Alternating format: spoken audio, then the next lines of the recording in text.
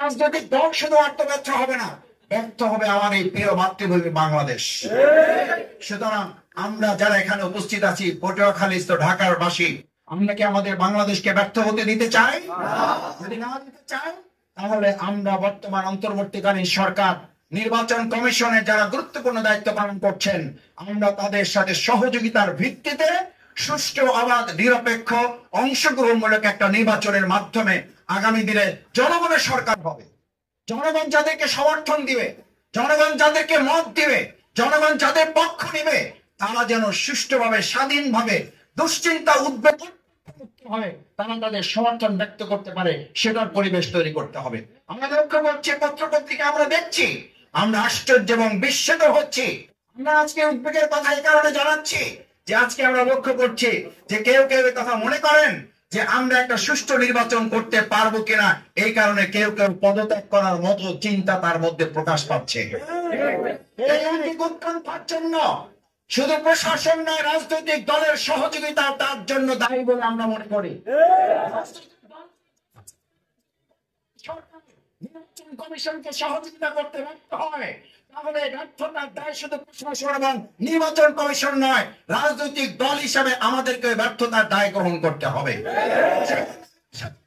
রাজনৈতিক দলগুলো ঐক্যবদ্ধ হবে, জনগণকে সাথে নিয়ে আগামী দিনে একটা সুষ্ঠু, সুন্দর, অবাধ এবং নিরপেক্ষ অংশগ্রহণমূলক নির্বাচন উপহার দেওয়ার জন্য আমাদের পটুয়াখালীবাসী আজকে এখানে যারা একত্রিত হয়েছেন, আমরা ভূমিকা পালন করবো ইনশাআল্লাহ। সম্মানিত ভাই এবং বন্ধুগণ, আসুন, আমাদের প্রিয় পটুয়াখালীর সবচেয়ে গুরুত্বপূর্ণ, আপনারা জানেন প্রায় 20 লক্ষ মানুষের দাবি আমাদের বগা সেতু।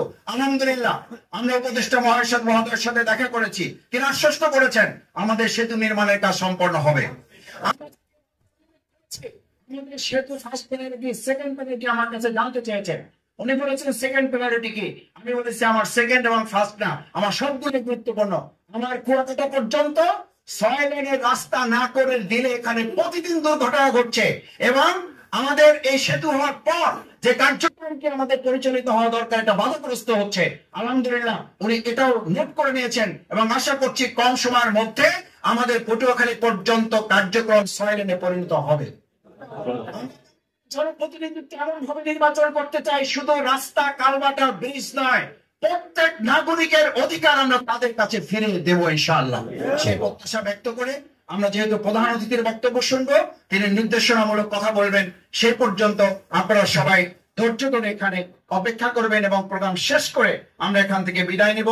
যারা কষ্ট করে এই আয়োজন করেছেন, শ্রম দিয়েছেন, উপস্থিত হয়ে আমাদের প্রোগ্রামকে সফল করার জন্য ভূমিকা রেখেছেন, তাদের সবাইকে, বিশেষ করে আমাদের সাংবাদিক বন্ধুগণ, আমাদের সুধীমণ্ডলী, আমাদের অন্যান্য আইন শৃঙ্খলার নিয়োজিত সদস্যবৃন্দ, সবাইকে আন্তরিক ধন্যবাদ, কৃতজ্ঞতা জানিয়ে আমার কথা শেষ করছি।